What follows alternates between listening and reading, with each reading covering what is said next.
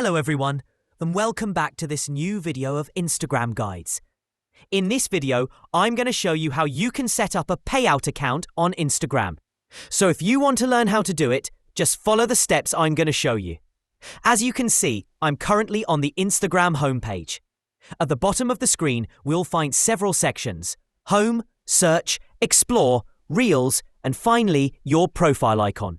Go ahead and tap on your profile icon. Once you're there, tap on the menu icon in the top right corner. Now, tap on Professional Dashboard.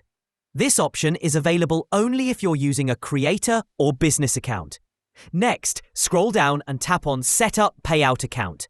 Alternatively, you can access it through Settings, Business, Creator, Monetization, Payouts.